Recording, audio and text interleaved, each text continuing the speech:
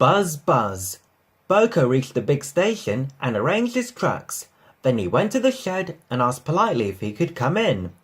Duck was not pleased to see a diesel, but presently, when he found that Boko knew Edward, he became more friendly. And by the time Boko had told him about Bill and Ben, they were laughing together like old friends. Asked Boko. Chuckled Duck. Went on Duck. Chuckled Boko. Just then, James bustled in. Interrupted James. Retorted Duck. James retired into a huff.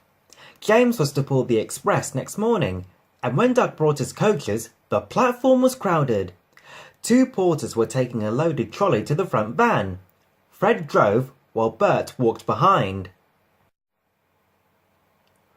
Warned Bert, but Fred was in a hurry and didn't listen. Suddenly, an old lady appeared in front. Fred stopped dead, but the luggage slid forward and burst the lid of a large white wooden box. Some bees flew out, and, just as James came backing down, they began to explore the station. Someone shouted a warning. The platform cleared like magic. The bees were too sleepy to be cross. They found the empty station cold. James's fireman was trying to couple the train. They buzzed round him hopefully. They wanted him to mend their hive, then they could go back and be warm again. But the fireman didn't understand. He thought they would sting him. He gave a yell, ran back to the cab, and crouched with his jacket over his head. The driver didn't understand either. He swatted at the bees with a shovel. The bees, disappointed, turned their attention to James. James's boiler was nice and warm. The bees swarmed round it happily. He hissed. He made smoke, but the wind blew it away, and the bees stayed. At last, one settled on his hot smoke box. It burnt its feet. The bee thought James had stung it on purpose. It stung James back, right on the nose. Whistled James.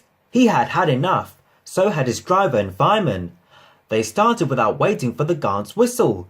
They didn't notice till too late that they left their train behind. In the end, it was Boko who pulled the express. He was worried at first about leaving his trucks, but Duck promised to look after them, and so it was arranged. He managed to gain back some of the lost time, and the fat controller was pleased with him. No one seemed to notice when James came back to the shed. They were talking about a new kind of beehive on wheels. It was red, they said.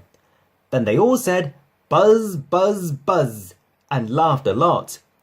James thought that for big mainline engines, they were being very silly.